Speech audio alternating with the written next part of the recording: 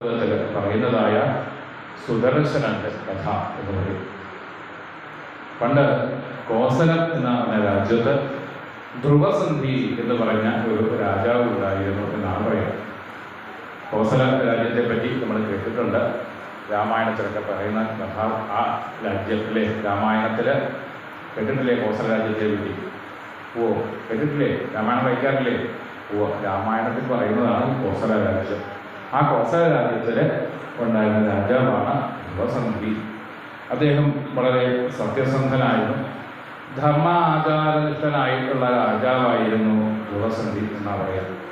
എല്ലാവർക്കും സമ്മതനായിട്ടുള്ള ഒരു രാജാവായിരുന്നു ധ്രുവസന്ധി എന്ന് പറയുന്നത്. അദ്ദേഹത്തിന് 2 ഭാര്യമാരാണ് ഉണ്ടായിരുന്നത്. ആദ്യത്തെ ഭാര്യയുടെ പേര് മനോരമ എന്നാണ്, രണ്ടാമത്തെ ഭാര്യയുടെ പേര് ലീലാവതി എന്നാണ്. അങ്ങനെ 2 ഭാര്യമാരുണ്ടായിരുന്നു. 2 ഭാര്യമാരിലും ഓരോ മക്കളുമുണ്ട്. മനോരമയിൽ ഉണ്ടായ പുത്രൻ്റെ പേര് സുദർശനൻ എന്നാണ്. അതേപോലെ തന്നെ ലീലാവതിയിൽ ഉണ്ടായ പുത്രൻ്റെ പേര് ശത്രുജിത്ത് എന്നാണ്. അങ്ങനെ ഓരോ ഭാര്യമാരിലും ഓരോ പുത്രന്മാരിലും ഉണ്ടായിരുന്നു ധ്രുവസന്ധി എന്ന് പറയുന്ന മഹാരാജാവ് എന്ന് പറയാം. ശത്രുജിത്ത് എന്ന് പറയുന്ന ഇളയ പുത്രനാണ്, സുദർശനനാണ് മൂത്ത പുത്രൻ. ശത്രുജിത്ത് പൊതുവെ വാചാലനാണ്, എല്ലാവർക്കും ഇഷ്ടനാണ്, മറ്റുള്ളവരുടെ കൂടെയൊക്കെ എപ്പോഴും സംസാരിച്ചൊക്കെ നടക്കും. അപ്പോൾ കൂടുതലും ആൾക്കാർക്ക് കൂടുതലും ഇഷ്ടനായിട്ട് വരുന്നു, വളർന്നു വന്നു ശത്രുജിത്ത് എന്ന് പറയും. കാരണം എന്താണ്? എപ്പോഴും ആ രാജ്യത്തുള്ള മറ്റുള്ളവരുമൊക്കെ ആയിട്ട് കൂടുതൽ സംസാരിക്കുകയും അവരുടെ അടുത്ത് ഇടപെടുകയും ചെയ്യുന്നത് കൊണ്ട് ശത്രുജിത്തിനോട് രാജ്യവാസികൾക്കൊക്കെ പ്രത്യേകം താല്പര്യം ഉണ്ടായിരുന്നു. എന്നാൽ സുദർശൻ മൂത്തയാളാണെങ്കിലും അദ്ദേഹം പൊതുവെ മൂകനായിട്ടിരിക്കും, എപ്പോഴും അധികം സംസാരിക്കുകയൊന്നുമില്ല. അപ്പോൾ അധികം സംസാരിക്കാതെ മൂകനായിട്ടിരിക്കുന്ന ആ അവസ്ഥയുള്ളത് കൊണ്ട് സുദർശനെ അത്ര താല്പര്യമൊന്നുമില്ല. മൂത്തയാളാണെങ്കിലും സുദർശനേക്കാളും ആൾക്കാർക്ക് കൂടുതൽ പ്രിയം ഇളയ പുത്രനായ ശത്രുജിത്തിനോടായിരുന്നു എന്ന് പറയുകയാണ്. അങ്ങനെ കാലങ്ങൾ കഴിഞ്ഞപ്പോൾ ഒരിക്കലും ഈ രാജാവ് വേട്ടയ്ക്ക് പോയി. ധ്രുവസന്ധി എന്ന് പറയുന്ന രാജാവ് വേട്ടയ്ക്ക് പോയ സമയത്ത് വേട്ടയാടുന്നതിനിടെ ഒരു സിംഹം ഈ രാജാവിനെ ആക്രമിച്ചു. ധ്രുവസന്ധിയെ ആക്രമിച്ചു. ആക്രമണത്തിനിടയിൽ രാജാവ് കൊല്ലപ്പെട്ടു. സിംഹം രാജാവിനെ കൊന്നു. അങ്ങനെ പിന്നീട് അദ്ദേഹത്തിൻ്റെ കൂടെ ഉണ്ടായിരുന്ന പടയാളികൾ സിംഹത്തെ വധിച്ചു. പക്ഷേ രാജാവ് മരിച്ച വിവരം കൊട്ടാരത്തിൽ അറിഞ്ഞപ്പോൾ അവർക്ക് വളരെ വ്യസനമായി തീർന്നു. കാരണം എന്താണ്? പുത്രന്മാർ രണ്ടുപേരും കൊച്ചു കുട്ടികളാണ്, അവർക്ക് പ്രായപൂർത്തിയൊന്നും ആയിട്ട് തന്നെയില്ല. കാരണം മാത്രമല്ല, ധ്രുവസന്ധി മരിക്കുകയും ചെയ്തു. ഈ അവസരത്തിൽ ഇനി എന്താണ് ചെയ്യേണ്ടത് എന്ന് അവർക്കൊക്കെ തന്നെ ഉള്ളിൽ ഒരു വേദന ഉണ്ടാക്കി തീർന്നു. അങ്ങനെ ഈ മനോരമയും ലീലാവതിയും അധികം ദുഃഖിച്ചു. ആ സമയത്ത് ഇവരുടെ 2 പേരുടെയും, മനോരമയുടെയും ലീലാവതിയുടെയും അച്ഛൻ, അവർ 2 പേരുടെ അച്ഛന്മാർ അവിടെ എത്തിച്ചേർന്നു എന്ന് പറയാം. മനോരമയുടെ അച്ഛൻ്റെ പേരാണ് വീരസേനൻ. അതുപോലെ തന്നെ ലീലാവതിയുടെ അച്ഛൻ്റെ പേരാണ് യുധാജിത്ത്. ഇവർ 2 പേരും അവിടെ എത്തിച്ചേർന്നു എന്ന് പറയാം. അപ്പോൾ വീരസേനനും യുധാജിത്തും അവിടെ എത്തിച്ചേർന്നു. എന്നിട്ട് 2 പേർക്കും ഒരു താല്പര്യം ഉണ്ടായി. തങ്ങളുടെ കൊച്ചുമകനെ അടുത്ത രാജ്യാവകാശിയാക്കണം. 2 പേർക്കും താല്പര്യം. മുറപ്രകാരം മൂത്ത പുത്രനായിട്ടുള്ള സുദർശനനാണ് രാജ്യാവകാശം കിട്ടേണ്ടത്. അപ്പോൾ അത് വീരസേനൻ, ആ മനോരമയുടെ അച്ഛനായിട്ടുള്ള വീരസേനൻ അത് പറയുകയും ചെയ്തു.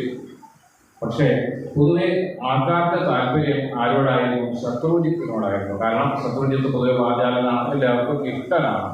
എല്ലാവർക്കും ഇഷ്ടനായി ജീവിക്കുന്നത് കൊണ്ട് ശത്രുജിത്തിനോട് താല്പര്യം കൂടുതലുണ്ടായിരുന്നു ആ ദേശവാസികൾക്ക്, മന്ത്രിമാർക്ക്, മന്ത്രിമാർക്ക്. അങ്ങനെ ഇരിക്കെ അവർ തമ്മിലുള്ള വാക്കുതർക്കങ്ങൾ ഉണ്ടായി. വീരസേനനും യുധാജിത്തും തമ്മിൽ പരസ്പരം വാക്കുതർക്കമായി. ഞങ്ങളുടെ മകനാണതുകൊണ്ട്, ഞങ്ങളുടെ കൊച്ചുമകനാണ് ഈ അടുത്ത സിംഹാസനാവകാശിയാണ് ആകേണ്ടത് എന്ന് ചൊല്ലി പരസ്പരം തർക്കമുണ്ടായി. അങ്ങനെ തർക്കം മൂർച്ഛിച്ച് ഒടുവിൽ യുദ്ധത്തിന് വരെ എത്തിച്ചേർന്നു എന്ന് പറയാം.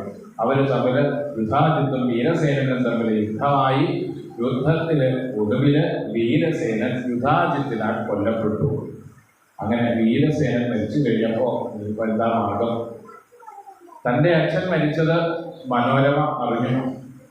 മനോരമ കൊട്ടാരത്തിൽ വസിക്കുന്ന സമയത്ത് അച്ഛൻ്റെ മരണവാർത്ത അറിഞ്ഞപ്പോൾ ദുഃഖിച്ചു. ഇനി ഇവിടെ നിൽക്കുന്നത് പ്രതിയല്ല എന്ന് അന്നേരം തന്നെ മനസ്സിലാക്കി. ഇനി ഇവിടെ നിന്നാൽ തൻ്റെ മകനെ സുദർശനനെയും കൂടെ ഈ യുധാജിത്ത് വകവരുത്തും. കാരണം ആ യുധാജിത്തിന്റെ കൊച്ചുമകനായിട്ടുള്ള ശത്രുജിത്തിന് രാജ്യാവകാശം കിട്ടുന്നതിന് വേണ്ടിയിട്ട് ഒരു പക്ഷേ തൻ്റെ മകനെയും വധിച്ചേക്കാം. മനോരമ അല്ലേ അവിടെ നിന്ന് കൊട്ടാരത്തിൽ നിന്നും പുറപ്പെട്ടു. തൻ്റെ അച്ഛനെ കാണാനെന്ന രീതിയിൽ അവിടെ നിന്ന് പുറപ്പെട്ടു. അവിടെ നിന്ന് ഒരു മന്ത്രിയായ വിദല്ലൻ അദ്ദേഹത്തെ സംരക്ഷിച്ചു എന്നാണ് പറയുന്നത്. വിദല്ലൻ എന്ന് പറയുന്ന ഒരു മന്ത്രി ഈ മനോരമയെ കൊട്ടാരത്തിൽ നിന്നും പുറപ്പെടാനായിട്ട് സഹായിച്ചു. അവിടെ നിന്ന് പുറപ്പെട്ടു പോയി. അങ്ങനെ തൻ്റെ അച്ഛൻ മരിച്ചു കിടക്കുന്ന അവിടെ ചെന്നിട്ട് അച്ഛൻ്റെ ശരീരം കണ്ടു ദുഃഖിച്ചു.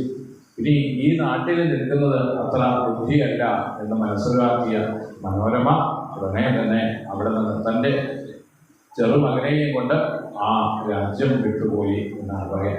ആ രാജ്യം വിട്ടുപോയി. അങ്ങനെ അതിന് വിദല്ലൻ എന്ന ഒരു മന്ത്രി സഹായിച്ചു എന്നാണ്. വിദല്ലൻ എന്ന് പറഞ്ഞ മന്ത്രി ആരെ സഹായിച്ചു? ഈ രാജാവിനെ, ഈ മനോരമയെ സഹായിച്ചു. അങ്ങനെ ഈ മനോരമ തൻ്റെ പുത്രനായ സുദർശനനെയും കൊണ്ട് യാത്ര പുറപ്പെട്ടു. അങ്ങനെ യാത്ര പോയി സുബാഹുവിൻ്റെ കാശി രാജ്യത്തിലെ സുബാഹുവിൻ്റെ അടുക്കലേക്കാണ് ഇവർ പോയത്. വരുന്ന വഴിക്ക് കുറച്ച് നിഷാദന്മാർ ആക്രമണം ഉണ്ടായി. കുറച്ച് കള്ളന്മാർ വന്ന് ആക്രമിച്ചു. ഇവരുടെ കയ്യിലുണ്ടായിരുന്ന സ്വർണവും ധനവും മുഴുവൻ തന്നെ ഈ കള്ളന്മാർ വന്ന് അപഹരിച്ചു കൊണ്ടുപോയി എന്നാണ് പറയുന്നത്. അപ്പോൾ ഈ മനോരമയ്ക്ക് സുദർശനും കൂടെ സഹായിയായിട്ട് ഇതെല്ലാമുണ്ട്. പക്ഷേ ഈ ആക്രമണം ഉണ്ടായി കഴിഞ്ഞപ്പോൾ എല്ലാം ഇവർക്കുണ്ടായിരുന്ന കയ്യിലുണ്ടായിരുന്ന സമ്പത്ത് മുഴുവൻ നഷ്ടപ്പെട്ടു പോയി. ഇനി ആരും ഇല്ല തങ്ങൾക്ക് ആശ്രയം എന്ന ഭാവത്തിൽ അവർ അങ്ങനെ നടന്നു പോകുന്ന സമയത്ത് ഇവർ കുറേ ദൂരം നടന്ന് ഗംഗാനദി കടന്ന് ത്രികൂടാചലത്തിലൂടെ എത്തിച്ചേർന്നു.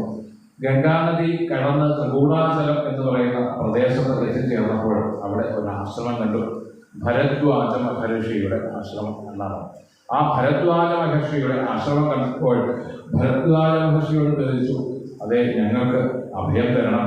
ഞങ്ങൾക്ക് പറയാൻ ആരുമില്ല, ഞങ്ങൾക്ക് ചോദിക്കാനും പറയാനും ആരുമില്ലാത്തവരാണ്. അതുകൊണ്ട് ദീനയും ഭയത്തോടുകൂടി കഴിയുന്നവരുമായിട്ടുള്ള ഞങ്ങൾക്ക് നിങ്ങൾ അഭയം നൽകണമേ എന്ന മുനിയുടെ കാൽക്കൽ വീണ്, ഭരദ്വാജ മുനിയുടെ കാൽക്കൽ വീണ് പ്രാർത്ഥിച്ചു, നമസ്കരിച്ചു കഴിഞ്ഞപ്പോൾ തീർച്ചയായിട്ടും അങ്ങനെ ഒരാൾക്ക് ആ ആശ്രമത്തിൽ അഭയം കൊടുത്തേ പറ്റുള്ളൂ. ഭരദ്വാജ മുനി ആ ആശ്രമത്തിൽ ആ മനോരമയ്ക്കും കൂടാതെ ആ സുദർശനും അഭയം കൊടുത്തു എന്ന് പറയാം. അങ്ങനെ കുറച്ച് കാലം കഴിഞ്ഞപ്പോഴാണ് ഈ യുധാജിത്ത് ഇങ്ങനെ തിരക്കി നടക്കുകയാണ്. ആ സുദർശനും മനോരമയെ കണ്ടൊക്കെ പോയത് അറിയില്ല. അവരെ അന്വേഷിച്ച് പല ദിക്കുകളും അന്വേഷിച്ചു, എങ്കിലും കണ്ടെത്തിയില്ല. ഒടുവിൽ ഈ ഭരദ്വാജ ആശ്രമത്തിൽ ഒളിച്ച് താമസിക്കുന്നുണ്ട് എന്നുള്ള വിവരം യുധാജിത്തിന്റെ ചെവിയിലെത്തി. യുധാജിത്ത് സൈന്യസമേതം ഇവിടെ എത്തിച്ചേർന്നു, ഈ ആശ്രമത്തിലേക്ക് എത്തിച്ചേർന്നു. സൈന്യസമേതം ആശ്രമത്തിലേക്ക് യുധാജിത്ത് എത്തിച്ചേർന്നപ്പോൾ ഈ വിവരം ഭരദ്വാജ മഹർഷി അറിഞ്ഞു. ഭരദ്വാജ മഹർഷിയോട് ഉടനെ തന്നെ മനോരമ പറഞ്ഞു, അതെ, ഞങ്ങളെ അന്വേഷിച്ചിട്ടാണ് ഈ യുധാജിത്ത് വന്നിരിക്കുന്നത്. അപ്പോൾ അതുകൊണ്ട് എൻ്റെ കൊച്ചുമകനെ എൻ്റെ മകനെ അവരുടെ കയ്യിൽ കിട്ടിക്കഴിഞ്ഞാൽ തീർച്ചയായിട്ടും കൊന്നുകളയും. അതുകൊണ്ട് അതിനിടയാക്കരുത്, അങ്ങ് ഞങ്ങളെ ഒരിക്കലും വിട്ടുകൊടുക്കരുത് എന്ന് ഭരദ്വാജ മുനിയോട് ആ മനോരമ കാൽക്കൽ വീണ് നമസ്കരിച്ച് പറഞ്ഞപ്പോൾ തീർച്ചയായിട്ടും ഞാൻ സംരക്ഷിച്ചു കൊള്ളാം എന്ന് ഭരദ്വാജ മഹർഷി പറയുകയും അങ്ങനെ ഭരദ്വാജ മഹർഷി ആ മനോരമയും സുദർശനെയും സംരക്ഷിച്ചു എന്ന് പറയാം.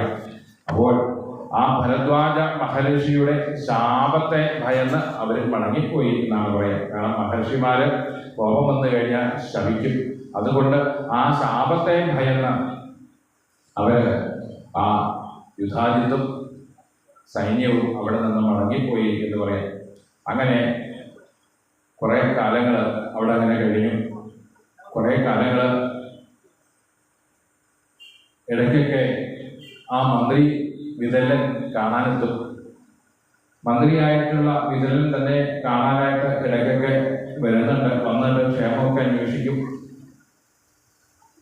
ഈ വിതലന് എന്ന മന്ത്രിക്ക് മാത്രമേ ഈ മനോരമയോടും സുദർശനോടും താല്പര്യം പ്രിയമുള്ളൂ, ബാക്കിയുള്ളവർക്ക് ആർക്കില്ല. അങ്ങനെ ഒരു അവസ്ഥയാണ് അവിടെ ഉണ്ടായിരുന്നത് എന്ന് പറയാം. അങ്ങനെ ഇടയ്ക്കൊക്കെ ക്ഷേമമൊക്കെ അന്വേഷിച്ചു വരും. അങ്ങനെ കുറെ കാലങ്ങൾ കഴിഞ്ഞു. അങ്ങനെ ഇരിക്കുന്ന സമയത്ത് ഒരിക്കല് ഈ വിതലൻ സുദർശനെ നോക്കി ഹേ ക്ലീബ എന്ന് വിളിച്ചു. ക്ലീബ എന്ന കളിയാക്കി വിളിച്ചു. അത് ഒരു കളിയാക്കിയ സ്വരം. ക്ലീബം എന്ന് പറഞ്ഞാൽ ഷണ്ണനാ വിളിച്ചത്. ഒന്നിനും കൊള്ളാത്തവനെ എന്ന് വിളിക്കുക. അത് ഭഗവത്ഗീതയിലും ആ പദം പറയുന്നുണ്ട്. ക്ലൈബ്യം മാസ്മകം എന്ന് പറഞ്ഞപ്പോൾ ഇവിടെ ഭഗവത്ഗീതയിലുണ്ട്. ക്ലീബ എന്ന അർജുനനെ ശ്രീകൃഷ്ണൻ വിളിക്കുന്ന ഒരു ഭാഗം ഭഗവത്ഗീതയിലുണ്ട്. ഇവിടെ പറഞ്ഞു ക്ലീബ എന്ന് വിളിച്ചു. ഒന്നും കൊള്ളാത്തവനെ ഷണ്ണ എന്ന് വിളിച്ചു. ആര്? ഈ വിതലിന് ഈ സുദർശനെ നോക്കി വിളിച്ചപ്പോ സുദർശനൻ ഉടനെ തന്നെ കേട്ടത് ക്ലീബ എന്ന പദത്തിന്റെ ക്ലൈ എന്ന കാമരാജ മന്ത്രത്തെ മാത്രം അദ്ദേഹം ഉടനെ കേട്ടുള്ളൂ. ഇതാണ് അദ്ദേഹം ഉടനെ കേട്ടത്. ക്ലീബ മുഴുവൻ കേട്ടില്ല, ക്ലീ എന്ന് പറയണത് മാത്രമേ അദ്ദേഹം കേട്ടുള്ളൂ. ഈ പലതവണ അതി ക്ലീം എന്ന മന്ത്രത്തിന് എന്തോ ഒരു പ്രത്യേകതയുണ്ട് എന്ന് വിചാരിച്ചുകൊണ്ട് അദ്ദേഹം നിരന്തരം ഈ മന്ത്രത്തിന്റെ ശക്തി അറിഞ്ഞിട്ടൊന്നുമല്ല. ഇത് കാമരാജ ബീജമന്ത്രം എന്നാണ് പറയാം. കാമരാജ മന്ത്രത്തിൽ വളരെ ശ്രേഷ്ഠ മന്ത്രങ്ങളിലൊന്നാണ് ക്ലീം എന്ന കാമരാജ, ഭഗവതിയുടെ കാമരാജമന്ത്രം. ഇത് അറിഞ്ഞിട്ടൊന്നുമില്ല, ഇതിന്റെ അർത്ഥത്തെ അറിഞ്ഞിട്ടൊന്നുമല്ല ജപിച്ചത്, അറിയാതെ ജപിച്ചു. അങ്ങനെ കുറെ സമയം വെറുതെ ഇരിക്കുന്ന സമയത്തൊക്കെ ഈ ക്ലീം ക്ലീം ക്ലീം എന്നിങ്ങനെ ഉരുവിടാൻ തുടങ്ങി എന്ന് പറയാം സുദർശനൻ. അങ്ങനെ കുറെ കാലം ഇങ്ങനെ ഉരുവിട്ട് കഴിഞ്ഞപ്പോഴും ആ ദേവീ രൂപം അതാ പ്രത്യക്ഷമായി തീർന്നു എന്ന് പറയാം സുദർശനൻ. കാരണം ആ ഭഗവതിയുടെ കാമരാജമന്ത്രത്തെയാണ് നിരന്തരം ജപിച്ചുകൊണ്ടിരുന്നത് സുദർശനൻ. അറിയാതെയാണെങ്കിലും ആ ഭഗവതിയുടെ മന്ത്രത്തെ ജപിച്ചു. അതുകൊണ്ടാണ് ആ ഭഗവതി ദർശനം തന്ന അവരുടേത് എന്ന് പറയാം. ഭാഗവതത്തില് ശ്രീകൃഷ്ണന് ഗോപികമാർക്ക് ശ്രീകൃഷ്ണനെ കിട്ടിയത് ഈ കാമരാജബീജ മന്ത്രം അവർ ജപിച്ചത് കൊണ്ടാണെന്ന് പറയുന്നത്. കാമരാജമന്ത്രം ജപിച്ചത് കൊണ്ടാണ് ഗോപികമാർക്ക് കൃഷ്ണനെ കിട്ടാനിടയായത് എന്ന് ഭാഗവതം പറയുന്നു. അപ്പോൾ അതുകൊണ്ട് അതൊരു ശ്രേഷ്ഠമായിട്ടുള്ള മന്ത്രമാണ് ഈ കാമരാജമന്ത്രം. ഈ മന്ത്രത്തെ അറിയാതെ ജപിച്ചത് കൊണ്ടുള്ള ഫലമാണ്. അത് നിത്യനിരന്തരം, ഒരു തവണയല്ല. അപ്പോൾ അങ്ങനെ ജപിച്ചു എന്ന് പറയുമ്പോൾ സുദർശനൻ ജപിക്കുമ്പോൾ സുദർശനന് മനസ്സിൽ ഒരു ആഗ്രഹവുമില്ല, വാസന ഇല്ലാതെയാണ് ജപിക്കുന്നത്. വെറുതെ ജപിക്കുക. പിന്നീടാണ് അങ്ങനെ ജപിച്ചു കഴിഞ്ഞപ്പോൾ ഞാൻ ആർക്കെന്നില്ലാതെ കർമ്മം ചെയ്യും എന്ന രീതിയിലാണ് ചെയ്യുന്നത്. അല്ലേ, എനിക്ക് വേണ്ടിയിട്ട് എന്നൊരു ഭാവം തന്നെ ഉണ്ടായില്ല. അങ്ങനെ നിരന്തരം നിത്യനിരന്തരം ജപിച്ചതുകൊണ്ട് ഒടുവിൽ എന്ത് സംഭവിച്ചു? ദേവി ദർശനം കിട്ടി സുദർശനന് എന്ന് പറയാം. അങ്ങനെ ആ ഭഗവതിയുടെ സ്വരൂപത്തെ സുദർശനൻ കണ്ടു, പ്രത്യക്ഷയായി കണ്ടു. ചുവന്ന പട്ടുടുത്ത് ചുവന്ന നിറത്തിന് അംഗഭൂഷണങ്ങളോട് കൂടിയിട്ടുള്ള ആ ഭഗവതി ഗരുഡന്റെ പുറത്ത് വൈഷ്ണവി ശക്തിയായിക്കൊണ്ട് ഇതാ സുദർശനന്റെ മുമ്പിൽ ആവിർഭവിച്ചു എന്നാണ് പറയുന്നത്. അങ്ങനെ സുദർശനന്റെ മുമ്പിൽ ദേവി പ്രത്യക്ഷപ്പെട്ടു. ആ ദേവിയുടെ കണ്ട മാത്രയിൽ തന്നെ സുദർശനന് സന്തോഷമായി തീർന്നു എന്ന് പറയണം. കാരണം സർവവിദ്യാ പ്രദായിനിയായിട്ടുള്ള ഭഗവതിയെ തൃക്കൺ പാർക്കുക എന്ന് പറയുന്നത് തന്നെ ഏറ്റവും ശ്രേഷ്ഠമായിട്ടുള്ള കാര്യം. ഇത്രയും കാലം, എത്രയോ ഒന്നോ രണ്ടോ അല്ല, കുറെ കാലമായിട്ട് ഈ മന്ത്രത്തെ ഉപാസിച്ചതിന്റെ ഫലമാണ് ഇപ്പോൾ ആ ദേവി പ്രത്യക്ഷയായി തീർന്നിരിക്കുന്നത്. സർവവിദ്യാതത്വങ്ങൾ മുഴുവൻ തന്നെ സുദർശനനെ ലഭിച്ചു എന്ന് പറയാം. അങ്ങനെ സുദർശനന് സന്തോഷമായി തീർന്നു. അങ്ങനെ ആ സുദർശനന് ഭഗവതി കവചങ്ങളെ നൽകി എന്ന് പറയാം. കവചങ്ങൾ നൽകി മൂർച്ചയേറിയ അമ്പും വില്ലും ഒക്കെ നൽകി രക്ഷിച്ചു എന്ന് പറയാം. അങ്ങനെ സുദർശനൻ ആ ഭഗവതിയെ പ്രത്യക്ഷയായി കണ്ട ആ ആനന്ദത്തില് അങ്ങനെ ഒഴുകി ജീവിക്കുകയായിരുന്നു എന്ന് പറയാം. അങ്ങനെയാണ് അറിയാതെയാണെങ്കിലും ആ മന്ത്രസിദ്ധി കിട്ടിയപ്പോൾ സുദർശനന് കിട്ടിയ സൗഭാഗ്യം ആ ഭഗവതിയുടെ പ്രത്യക്ഷ സ്വരൂപ ദർശനമാണ്. അപ്പോ അതുകൊണ്ടാണ് പറയാ, നമ്മള് മന്ത്രം ജപിക്കുന്നതിൽ, ഭഗവതിയുടെ നാമം ജപിക്കുന്നതിലൊന്നും യാതൊരു തരത്തിലും മടിയും കാണിക്കരുത്. അല്ലേ? നമുക്ക് കിട്ടുന്ന സമയങ്ങൾ പരമാവധി അതിന് പ്രയോജനപ്പെടുത്തുകയാണ് നമ്മൾ ഓരോരുത്തർ ചെയ്യേണ്ടത്. ആ ഭഗവതിയുടെ നാമങ്ങൾ ജപിക്കാൻ പറ്റുന്ന സമയത്തൊക്കെ ജപിക്കൂ. നിത്യവും രാവിലെയും വൈകിട്ടും അങ്ങനെയൊക്കെ നമുക്കൊരു ചിത്രം വെച്ചിട്ടുണ്ട്. അതുപോലും ഇന്ന് പല സ്ഥലങ്ങളിൽ നിന്നും പല ഗൃഹങ്ങളിൽ നിന്നും അപ്രത്യക്ഷമാകുന്ന കാഴ്ചയാണ് നമുക്കിപ്പോൾ കാണുന്നത്. പല ഗൃഹത്തിലും ഇന്ന് എന്തില്ല, നിത്യവും 2 നേരവും തിരുവിളക്ക് കൊളുത്തി പ്രാർത്ഥന പോലും ഇന്നത്തെ തലമുറയിൽ ഉള്ളവർ വളരെ ചുരുക്കം. പുതിയ തലമുറയുടെ വലുപ്പിനെ പഴയ തലമുറ ഉണ്ടെങ്കിൽ മാത്രമേ ചെയ്യുന്നുള്ളൂ എന്നാണ്. നല്ലൊരു ശതമാനം അങ്ങനെ ഇപ്പോൾ മാറിയിരിക്കുന്നു എന്ന് പറയാം. നമുക്കിത് നിരന്തരമായിട്ട് ശീലിച്ചു കഴിഞ്ഞാൽ തീർച്ചയായിട്ടും അമ്മയുടെ അനുഗ്രഹം തീർച്ചയായിട്ടും കിട്ടും. പക്ഷേ നമ്മളതിന് പരിശീലിക്കുന്നില്ല, നമ്മുടെ കുട്ടികളെയും അതിന് പരിശ്രമിക്കുന്നില്ല. അല്ലേ? കുട്ടികൾ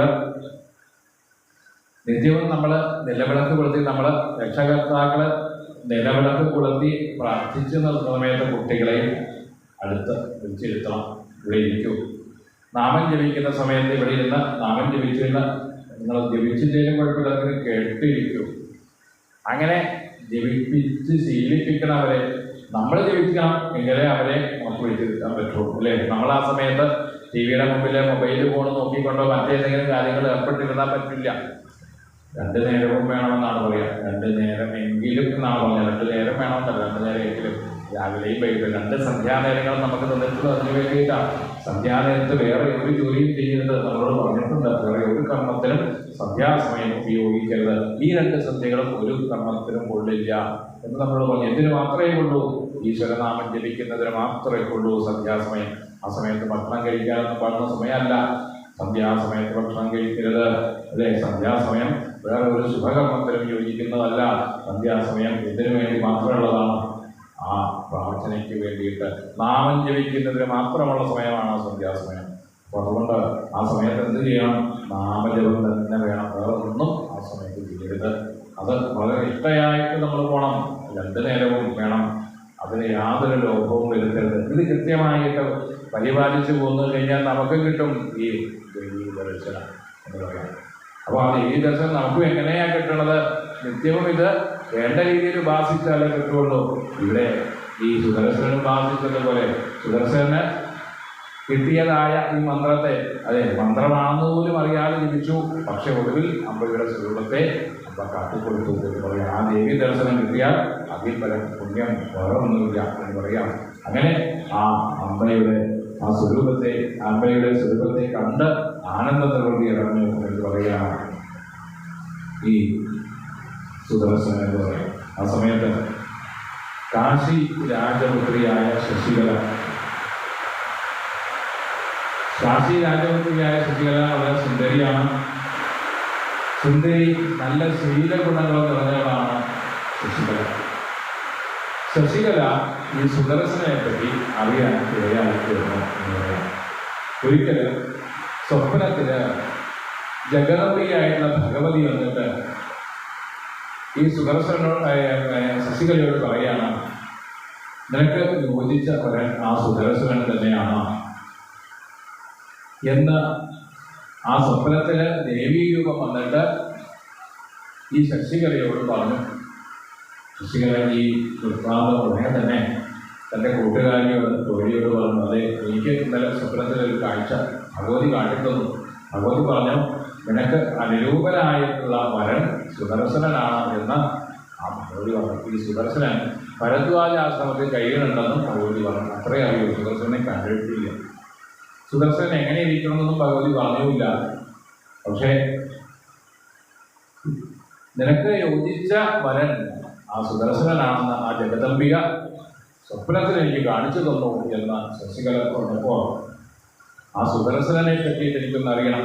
സുന്ദരനാണോ എന്നറിയണം. അല്ലേ? അങ്ങനെയാണല്ലോ അല്ലേ? സുന്ദരൻ അല്ലെങ്കിലോ ആ ജഗദംബിക പറഞ്ഞു, സ്വപ്നത്തിൽ കാണിച്ചു തന്നു, സുദർശനനെ വിവാഹം കഴിച്ചോളൂ, നിനക്ക് അനുരൂപനായ വരനാണെന്ന്. പക്ഷേ സുന്ദരനാണോ എന്നൊന്നും അറിയില്ല. ഉടനെ തന്നെ ഈ ഭരദ്വാജ ആശ്രമത്തിൽ നിന്നും മടങ്ങി വരുന്ന ഒരു വിപ്രനെ, ഒരു ബ്രാഹ്മണനെ കണ്ടു. ആ ബ്രാഹ്മണനെ കണ്ടപ്പോൾ ആ ബ്രാഹ്മണനോട് ചോദിച്ചു, അതെ നിങ്ങൾ ഭരദ്വാജ ആശ്രമത്തിൽ നിന്ന് മടങ്ങി വരികയല്ലേ? അതെ, ഞാൻ ഭരദ്വാജ ആശ്രമത്തിൽ നിന്ന് വരിക. എങ്കിൽ ആ ഭരദ്വാജ ആശ്രമത്തില് ഒരു സുന്ദരനെ നിങ്ങൾ കണ്ടായിരുന്നോ? കണ്ടു. ആ സുന്ദരൻ സുദർശനൻ എന്നാണ് അദ്ദേഹത്തിന്റെ പേര്. അദ്ദേഹം സുന്ദരനാണോ? തീർച്ചയായിട്ടും സുന്ദരനാണ്. സുന്ദരനാണെന്ന് മാത്രമല്ല, ഓമാന്മാരിൽ മുഖ്യനായിട്ടുമായിരുന്നു അദ്ദേഹം. വെറും ശ്രീമാനുമാണ് എന്ന് പറയാം.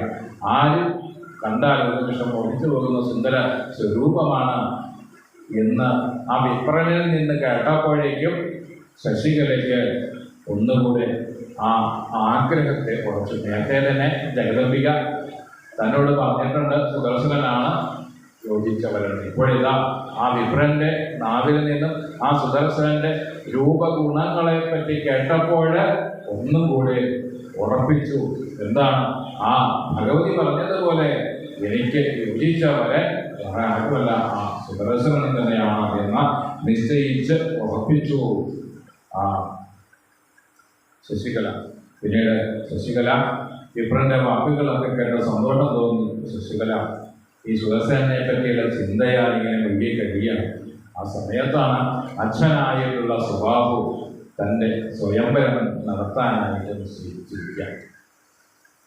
അപ്പോ അച്ഛനോട് തൻ്റെ സ്വതന്ത്രം നടത്തേണ്ട കാര്യമില്ല, ഞാൻ സുദർശനെ മനസ്സാ വിളിച്ചു കഴിഞ്ഞു എന്നാണ് അച്ഛനോട് നേരിട്ട് പറയാനായിട്ട് അത്ര ഒരു ചെറിയൊരു ഭയവും ആർക്കുണ്ടായി, ശശികലയ്ക്കുണ്ടായി.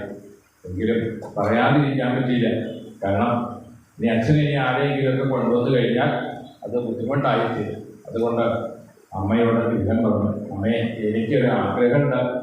ഞാൻ ആഗ്രഹിക്കുന്നത് ആ സുദർശനെ വിവാഹം കഴിക്കാനാണ്. സുദർശനൻ ഭരദ്വാജ ആശ്രമത്തിൽ കഴിയുന്നുണ്ട്. ആ സുദർശനെ വിവാഹം കഴിക്കണമെന്നാണ് എൻ്റെ ആഗ്രഹം എന്ന് പറഞ്ഞപ്പോൾ അമ്മ പറഞ്ഞു, അമ്മേ അത് അച്ഛൻ സമ്മതിക്കണമെന്ന് തോന്നില്ല.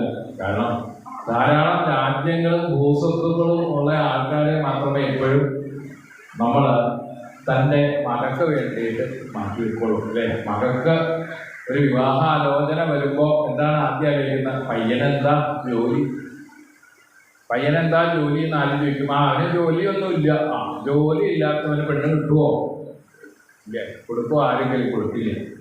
അതുപോലെ തന്നെയാണ് ഇദ്ദേഹത്തിന് ജോലിയില്ല, വേണ്ടത്ര ഭൂസ്വത്തുക്കളില്ല, സൈന്യങ്ങളില്ല, രാജക്ഷത്രിയ വംശത്തിൽ ജനിച്ചു എന്നല്ലാണ്ട് ഒരു തരത്തിലും ഗുണഗണങ്ങളൊന്നുമില്ല പറയാനായിട്ട്. അപ്പോൾ സ്വത്തൊന്നുമില്ലാത്തവനും ജോലിയില്ലാത്തവർക്കും എങ്ങനെയാ പെണ്ണിനെ കൊടുക്കുക? സുബാഹു പറഞ്ഞു, അതൊന്നും സാധിക്കില്ല, ഒരു കാരണവശാലും അങ്ങനെ ഒരാൾക്ക് പെണ്ണ് കൊടുക്കാൻ പറ്റില്ല. അങ്ങനെ പറഞ്ഞപ്പോൾ ഇനിയിപ്പോൾ എന്താ വേണ്ടത് എന്നാലോചിച്ചു. ശശികലയ്ക്ക് വിഷമമായി തീർന്നു. സുബാഹു ആ സമയത്ത് തന്നെ വിവാഹത്തിന് വേണ്ടുന്ന ഒരുക്കങ്ങളൊക്കെ തുടങ്ങി. സ്വയംവരം നടത്തണം, എൻ്റെ മകളുടെ സ്വയംവരം. ആ സ്വയംവരം നടത്തുന്നതിന് വേണ്ടിയിട്ട് എല്ലാ രാജാക്കന്മാരെയും ക്ഷണിച്ചു. സകല രാജാക്കന്മാരെയും വിളിച്ചു. എല്ലാ രാജ്യത്തിലുള്ള രാജാക്കന്മാരെയും മുഴുവൻ വിളിച്ചിട്ട് പറഞ്ഞു, ഇനി വിവാഹം എൻ്റെ മകളുടെ സ്വയംവരമാണ്, സ്വയംവരത്തിൽ പങ്കെടുക്കാൻ വരണമെന്ന് പറഞ്ഞ് സർവ്വരാജ്യാക്കൾക്കും കത്തയച്ചു. അങ്ങനെ തൻ്റെ സ്വയംവരം നടത്താൻ പോകുന്നു എന്നുള്ള ആ വൃത്താന്തം അറിഞ്ഞപ്പോൾ ശശികലയ്ക്ക് കൂടുതൽ വിഷമമായി തീർന്നു. ശശികല ഉടനെ തന്നെ ഒരു വിപ്രന്റെ കയ്യിൽ ഒരു സന്ദേശത്തെ കൊടുത്തയച്ചു എന്ന് പറയാണ് അല്ലേ? സന്ദേശത്തെ കൊടുത്തയച്ചു. ആ സന്ദേശത്തെ സുദർശൻ കിട്ടി. സുദർശൻ ആ സന്ദേശത്തെ വായിച്ചപ്പോഴെത്താണ് എൻ്റെ അച്ഛൻ എനിക്കൊരു വിവാഹം നടത്താനായിട്ട് നിശ്ചയിച്ചിരിക്കുന്നു. പക്ഷെ ജഗദംബികയുടെ പ്രേരണപ്രകാരം അങ്ങാണ് എനിക്ക് യോജിച്ച വരനെന്ന് ജഗദംബിക എന്നോട് അരുളി ചെയ്തിട്ടുണ്ട്. അപ്പോൾ സുദർശനൻ പറയാണ്, എനിക്കും ജഗദംബികയുടെ ദർശനം ഉണ്ടായി. ഒരിക്കൽ ജഗദംബിക എന്നെയും മുമ്പിൽ ആവർത്തിച്ചിട്ട് പറഞ്ഞു, നിനക്ക് യോജിച്ച ഒരു സ്ത്രീ, ഒരു പെണ്ണ് സുബാഹുവിൻ്റെ കൊട്ടാരത്തിലുണ്ട് എന്ന് പറഞ്ഞിട്ടുണ്ട്. അതാ കുട്ടിയാണ് ഇത് അനുസരിക്കുന്നത്. അപ്പോൾ ആ ജഗദംബികയുടെ അനുഗ്രഹം രണ്ടുപേർക്കും ഒരേപോലെ കിട്ടി. എന്തുകൊണ്ട്? ഈ കാമ രാജമന്ത്രത്തെ ഈ സുദർശനൻ എങ്ങനെയാണോ ആ നിത്യവും ഉപാസിക്കുന്നത്, അതേപോലെ ശശികലയും ഈ കാമരാജമന്ത്രത്തെ ഉപാസിച്ചുകൊണ്ടിരുന്നു എന്നാണ് പറയുന്നത്. രണ്ടുപേരും ഒരേ മന്ത്രത്തെ ഉപാസിച്ചുകൊണ്ടിരുന്നത് കൊണ്ട് പരസ്പരം ആകൃഷ്ടരായിത്തീർന്നു ഭഗവതി. രണ്ടുപേരെയും അനുഗ്രഹിച്ചു. രണ്ടുപേരുടെയും മുമ്പിൽ ഭഗവതി പ്രത്യക്ഷനായിട്ട് പറഞ്ഞു, നിങ്ങൾക്ക് ആ സുദർശനോട് പറഞ്ഞു, നിനക്ക് യോജിച്ച ആള് ശശികല സുബാഹുവിന്റെ കൊട്ടാരത്തിൽ വളരുന്നുണ്ടായിരുന്നു പറഞ്ഞു. എങ്കിൽ ഉടനെ തന്നെ പുറപ്പെടാം എന്ന് തീരുമാനിച്ചു.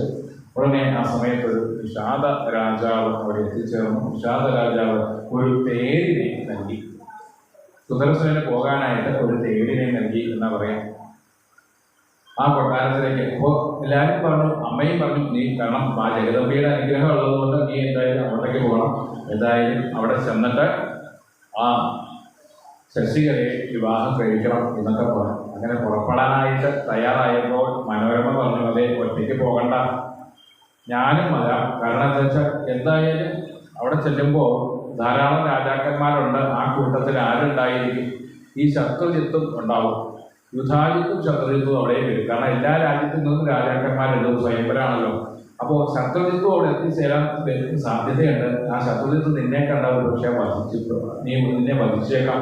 അതുകൊണ്ട് ഞാനും കൂടെ വരാം. ഈ കൂടെ വന്നിട്ട് അമ്മ വന്നിട്ട് ഒന്നും ചെയ്യാനില്ല, പക്ഷേ ആ സമയത്ത് എന്നെ കൊണ്ട് എന്ത് ചെയ്യാൻ പറ്റുമോ അത് ചെയ്യാമല്ലോ എന്ന് വിചാരിച്ച് ആ മനോരമയും കൂടെ പുറപ്പെട്ടു എന്ന് പറയാം.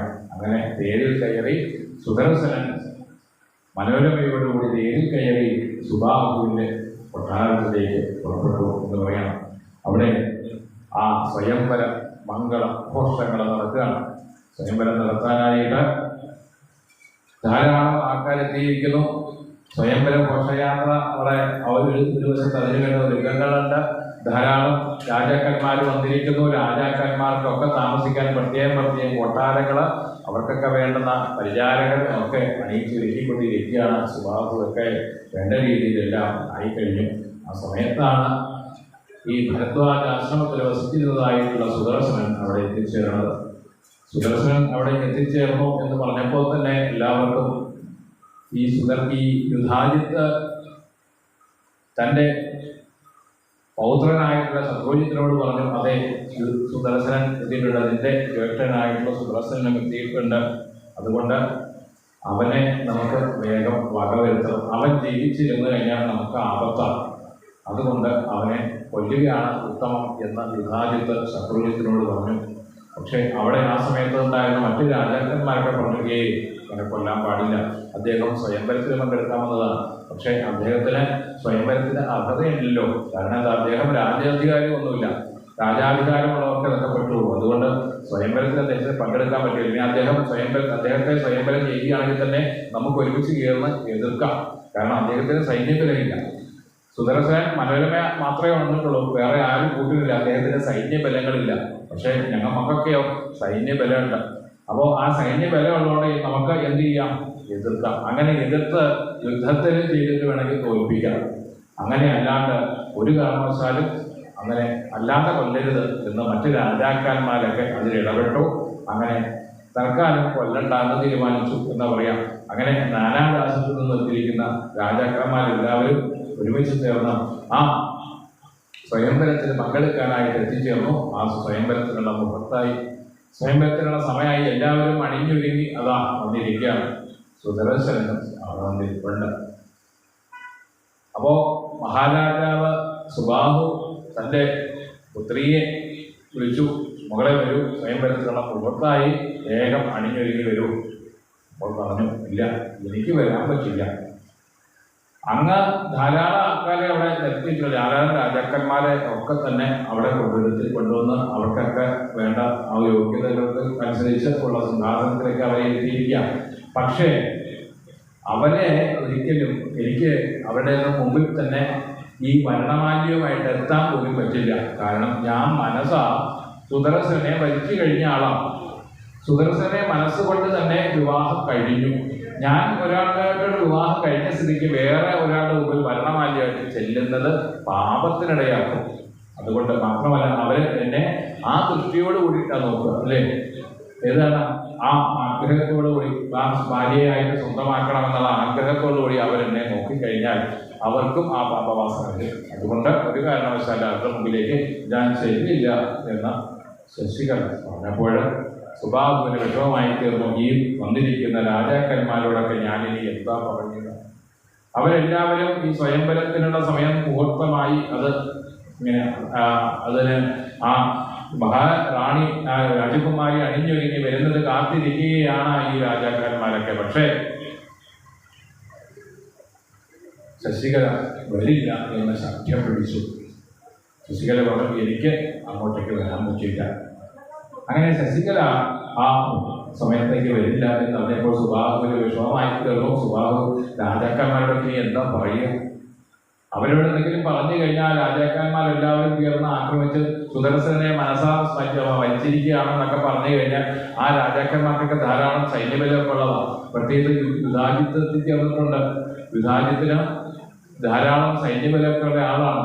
അവര് വന്ന് നമ്മളെ കീഴ്പ്പെടുത്തി നമ്മുടെ രാജ്യത്തെ തന്നെ ആക്രമിച്ച് നമ്മളെ ഒരുപക്ഷെ കൊല്ലാനും അങ്ങനെ ബലമായിട്ട് ഒരുപക്ഷെ തന്റെ മകളെ അവരിൽ ആരെങ്കിലും ഒരാൾ വിവാഹം കഴിച്ചിട്ട് പോകാനും ഒക്കെയുള്ള സാധ്യതകളുണ്ട്. അപ്പൊ അതുകൊണ്ട് വളരെ ശ്രദ്ധിക്കണം. എന്താ വേണ്ടത് എന്ന് ആലോചിച്ചു. മകളോട് ചോദിച്ചു, എന്താ മകളെ ഇങ്ങനെ ചെയ്യുന്നത്? അവരെല്ലാവരും നമ്മളെ ആക്രമിച്ച് നമ്മുടെ രാജ്യത്തെയൊക്കെ ഇങ്ങനെ കീഴ്പ്പെടുത്തും. അതുകൊണ്ട് ഇതിനെന്താണ് ഉപായം? അപ്പോൾ ബുദ്ധിമതിയായിട്ടുള്ള ശശികല പറഞ്ഞു, ഒരു കാര്യം ചെയ്യും, നമുക്ക് വിവാഹം ഇന്നില്ല നാളെ നടത്തുന്നുള്ളൂ, സ്വയംവരം നാളത്തേക്ക് ഉള്ളൂ എന്ന് പ്രഖ്യാപിക്കും. അങ്ങ് അവിടുത്തെ നിന്ന് പറയും, സ്വയംവരം നമ്മൾ നാളത്തേക്ക് മാറ്റി വെച്ചിരിക്കും, ഒരു ദിവസത്തേക്ക് മാറ്റി വയ്ക്കും, നാളത്തേക്ക് നിശ്ചയിച്ചിരിക്കണം. അപ്പോൾ അതുകൊണ്ട് സ്വയംവരം നാളെയാണ് നടത്തുന്നത്. എന്നിട്ട് അവരൊക്കെ തൽക്കാലത്തേക്ക് അവരുടെ കൊട്ടാരങ്ങളിലൊക്കെ പോയി അവർക്ക് കൊടുത്തിട്ടുള്ളതായിട്ടുള്ള ഗസ്റ്റ് ഹൗസുകളിലൊക്കെ പോയി അവർ വിശ്രമിക്കട്ടെ. എന്നിട്ട് ഇന്ന് രാത്രി സുരക്ഷകരമായിട്ടുള്ള വിവാഹം നടത്തണം. എന്നിട്ട് ഞങ്ങൾ ഇവിടെ നിന്ന് പുറപ്പെട്ടു പോകണം. നാളെ രാവിലെ ആ വിവാഹത്തിന് വേണ്ടിയിട്ട് അവർ വരുമ്പോൾ നമ്മളെ ആരെയും കാണില്ല, എവിടെ പോയി നമ്മളോട് വെച്ച് അറിയില്ല എന്ന് മാത്രം പറഞ്ഞാൽ. അങ്ങനെ നിശ്ചയിക്കപ്പെട്ടു. ഉടനെ തന്നെ സുബാഹു ചെന്ന് മറ്റു രാജാക്കന്മാരോട് പറഞ്ഞു, വിവാഹം നാളത്തേക്ക് മാറ്റിയിരിക്കണം, വിവാഹിനി നാളെ നടത്തുന്നുള്ളൂ. അങ്ങനെ എല്ലാവരും അവരുടേതായ സ്ഥാനങ്ങളിലേക്ക് മടങ്ങി. അന്ന് രാത്രി തന്നെ വിവാഹത്തിന് വേണ്ട ഒരുക്കങ്ങളൊക്കെ ഒരുങ്ങി. കൊട്ടാരത്തില് സുദർശനുമായിട്ടുള്ള വിവാഹം അതിഗംഭീരമായിട്ട് നടന്നു എന്ന് പറയാം. ശശികലയും സുദർശനും തമ്മിലുള്ള വിവാഹം അതിഗംഭീരമായിട്ട് അവിടെ നടന്നു. അങ്ങനെ ആ വിവാഹമൊക്കെ നടന്നു. പക്ഷേ ഈ വിവരം രാജാക്കന്മാരുടെ ചെവിയെത്തി. അവിടെ വിവാഹത്തിന്റെ ഘോഷങ്ങൾ എന്തൊക്കെയോ നടക്കുന്ന വിവരം ഈ രാജാക്കന്മാരുടെ ചെവിയെത്തി. അവരുടനെ തന്നെ ഇവരെ ഒരു കാരണവശാലും ഈ നാട്ടിൽ നിന്നും പോകാൻ അനുവദിക്കരുത്, വിവാഹം കഴിഞ്ഞ് ഈ നാട്ടിൽ നിന്നും അവരെ പോകാൻ അനുവദിക്കരുത് എന്ന് പറഞ്ഞ് ഇവര് ഈ രാജാക്കന്മാരെല്ലാവരും ചേർന്ന് വഴിയങ്ങ് ഉപരോധിച്ചു, വഴി തടഞ്ഞു എന്ന് പറയാം. ആ രാജ്യത്തിൽ നിന്നും പുറത്തേക്ക് പോകാനുള്ള സർവ്വ വഴികളും ഈ രാജാക്കന്മാർ വന്ന് തടുത്തു. ഞങ്ങളെ കൊന്നിട്ടല്ലാതെ ഈ രാജ്യത്ത് നിന്ന് നിങ്ങൾക്ക് പുറത്തേക്ക് പോകാൻ പറ്റില്ല. അവർ ആ വഴിയെല്ലാം ഉപരോധിച്ചു. അങ്ങനെ വഴിയെല്ലാം ഉപരോധിച്ചു കഴിഞ്ഞപ്പോഴേക്കും എന്താണ് വേണ്ടത്? സുദർശന്റെ സൈന്യങ്ങളൊന്നുമില്ല. സുദർശനെ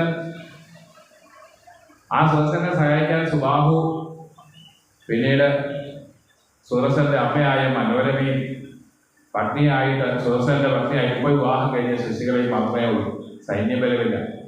മറ്റ് രാജാക്കന്മാരെല്ലാം സൈന്യങ്ങളോട് കൂടിയിട്ട് യുദ്ധം ചെയ്യാൻ തയ്യാറായിക്കൊണ്ട് വന്ന് നിൽക്കുന്ന സമയത്ത് എന്താണ് ചെയ്യേണ്ടത്? ഉടനെ തന്നെ ജഗദംബികെ, അമ്മേ ഭഗവതി, അവിടുന്ന് ഞങ്ങളെ രക്ഷിക്കണേ എന്ന് പറഞ്ഞ് ഒരിക്കൽ വിളിച്ചു പ്രാർത്ഥിച്ചപ്പോൾ ശശികലയും സുദർശനും ഒരേപോലെ അവർക്ക് ദിവ്യ ദർശനം തന്നരളിയ ആ ജഗദംബികയെ രണ്ടുപേരും ഒരുമിച്ച് ചേർന്ന് കൂട്ടായി പ്രാർത്ഥിച്ചപ്പോൾ അതാ ആ ജഗദംബിക വീണ്ടും അവരുടെ മുമ്പിൽ പ്രത്യക്ഷമായി തീർന്നു. ആ ജഗദംബിക വന്നത് 1000 കൈകളോടുകൂടിയ ഭഗവതി. ആ ഭഗവതിയുടെ ആ കൈകളിലൊക്കെ തന്നെ ഓരോ കൈയിലും ഓരോ ആയുധങ്ങൾ ധരിച്ചിരിക്കുക. മാത്രമോ ആ അമ്മയുടെ വാഹനങ്ങൾ ഒന്നല്ല, പല വാഹനങ്ങൾ, സിംഹം, ആന, കരടി എന്ന് വേണ്ട സകല വാഹനങ്ങളുമുണ്ട്. ഈ സകല വാഹനങ്ങളോടും കൂടിയിട്ടാണ് വരിക. അമ്മയ്ക്ക് ഒരു വാഹനങ്ങൾ, ധാരാളം വാഹനം, ഓരോ അവതാരങ്ങൾ കൂടുമ്പോഴും ഓരോ വാഹനങ്ങളാണല്ലോ. ഒരേ വാഹനത്തിലല്ല അമ്മ സഞ്ചരിക്കുക. അങ്ങനെ നാനാ വാഹനങ്ങൾ, ഇവരെല്ലാം കൂടി ഒന്നിച്ചു ചേർന്ന ഒരു കൂട്ടായ രീതിയിലാണ് അമ്മയുടെ ആവിർഭാവം. അമ്മ വന്ന് ചേർന്നിട്ട് ജഗദംബിക എത്തിച്ചേർന്നിട്ട് ആ സൈന്യങ്ങളെ മുഴുവൻ തന്നെ ഒന്നൊടുക്കി എന്ന് പറയാണ്. ആ യുദ്ധത്തിലെ സകല സൈന്യങ്ങളും ആ ജഗദംബികയാൽ കൊല്ലപ്പെട്ടു. മാത്രമല്ല അവിടെ ആരൊക്കെയാണോ സുദർശനെയും ശശികലയെയും എതിർത്തത്, ആ വന്ന സകല രാജാക്കന്മാരെയും ആ അമ്മയുടെ ആ വാഹനങ്ങളും അമ്മയിൽ ചേർന്ന് എല്ലാവരെയും മുൻനിർത്തി അങ്ങനെ വിഭാജിത്തും ശത്രുജിത്തും കൊല്ലപ്പെട്ടു. അങ്ങനെ അവരെല്ലാവരും കൊല്ലപ്പെട്ടു കഴിഞ്ഞപ്പോഴൊക്കെ സുദർശനൻ ആ ജഗദംബികയുടെ പ്രസാദം എന്താണെന്ന് ബോധ്യമായി തീർന്നു. സുബാഹുവിനും മനസ്സിലായി ആ ജഗദംബിക പ്രസാദം കൊണ്ട് തങ്ങൾക്ക് എല്ലാം ആ സൗഭാഗ്യങ്ങളെ മുഴുവൻ കിട്ടി. ആ സൗഭാഗ്യങ്ങളെ മുഴുവൻ കിട്ടാൻ കാരണക്കാരനായ എന്താണ് കാരണം? ആ ജഗദംബിക പ്രസാദമാണ്. സുബാഹുവിന് കാട്ടിക്കൊടുത്തു അമ്മയുടെ പ്രസാദം. അമ്മയുടെ പ്രസാദം കൊണ്ടാണ് നമുക്കിപ്പോൾ ജീവിക്കാൻ സാധിക്കുന്നത്. ഈ സൈന്യങ്ങളെ മുഴുവൻ തുരത്തി ഓടിച്ചത് ആ ജഗദംബികയാണ്. അതുകൊണ്ട് ആ അമ്മയെ ഇനി പൂജിക്കണം. അതിന് ഈ കാശി രാജ്യത്ത് തന്നെ അമ്മയുടെ അതിമനോഹരമായ ഒരു ക്ഷേത്രത്തെ പണിതീർക്കണം. കാശി രാജ്യത്തില് ജഗദംബിയുടെ മനോഹരമായ ഒരു ക്ഷേത്രം പണിത് ആ ക്ഷേത്രത്തില് ആ അമ്മയെ പ്രതിഷ്ഠ ചെയ്ത് ഉപാസന ചെയ്യണം. അങ്ങനെ നിത്യവും കാശി രാജ്യത്തില് ആ അമ്മയുടെ പൂജ നടക്കണം. അങ്ങനെ ആ സുബാഹുവിനോട് സുദർശനൻ പ്രഖ്യാപിച്ചതനുസരിച്ച് അങ്ങനെ കാശി രാജ്യത്ത് അതിമനോഹരമായ ഒരു ക്ഷേത്രത്തെ നിർമ്മിച്ചു എന്നാണ് പറയാം. കാശി രാജ്യത്ത് ജഗദംബികയുടെ അതിമനോഹരമായ ക്ഷേത്രത്തെ സുബാഹുവിനാൽ നിർമ്മിക്കപ്പെട്ടു. അവിടെ വേണ്ട രീതിയിൽ ദേവി ഭജനം ഒക്കെ നടന്നുവെന്ന് പറയാം. അങ്ങനെ ദേവിയെ കാശി രാജ്യത്ത് വേണ്ട രീതിയിൽ പരിപാലിച്ചു. മാത്രമല്ല അവിടെ വേണ്ട രീതിയിൽ പൂജകളൊക്കെ നടക്കുന്നു. ശക്തി പൂജകൾ, ദേവി യജ്ഞങ്ങൾ ഒക്കെ നടത്താൻ തുടങ്ങി. ദേവി ഭാഗവത പാരായണങ്ങൾ, അങ്ങനെ അമ്പായാഗങ്ങളും ഒക്കെ നടക്കാൻ തുടങ്ങി എന്ന് പറയാം. പ്രത്യേകിച്ച് നവരാത്രി ദിനങ്ങളിൽ പ്രത്യേകമായിട്ടുള്ള ദേവീ പൂജകളൊക്കെ അവിടെ നടത്തി എന്ന് പറയാം. അതിനുശേഷം ഈ സുദർശനൻ തൻ്റെ രാജ്യം, അതായത് തൻ്റെ അച്ഛൻ്റെ രാജ്യമായ ധ്രുവസന്ധിയുടെ രാജ്യമായ ആ കോസല രാജ്യത്തിലേക്ക് മടങ്ങി എന്ന് പറയാം. കോസല രാജ്യത്തിൽ ചെന്ന് അവിടെ രാജാവായിട്ട് പിന്നീടുള്ള കാലം ശശികലയോട് കൂടിയിട്ട് വളരെ സന്തോഷത്തോടു കൂടി ജീവിച്ചു എന്നും അവിടെയും ആ ഭഗവതിയുടെ നിത്യവും ഭഗവതിയെ സ്തുതിച്ച് പ്രാർത്ഥിച്ച് അങ്ങനെ ജീവിച്ചിരുന്നത് കൊണ്ട് ഒരു കാരണവശാലും പിന്നീട് ഈ സുദർശനന് ഒരു ദുഃഖവും ഉണ്ടായില്ല എന്ന് പറയാം. കാരണം അമ്പയുടെ പ്രസാദം അവർക്കൊക്കെ കിട്ടിക്കഴിഞ്ഞല്ലോ എന്ന് പറയാം. അതാണ് സുദർശനന്റെ കഥ നമ്മളോട് പറയുന്നത്. ഈ സുദർശനന്റെ കഥയുടെ തുടർച്ചയായിട്ടാണ് പറയാം നമ്മളോട് എന്താ പറയുന്നത്. ഈ സുദർശനൻ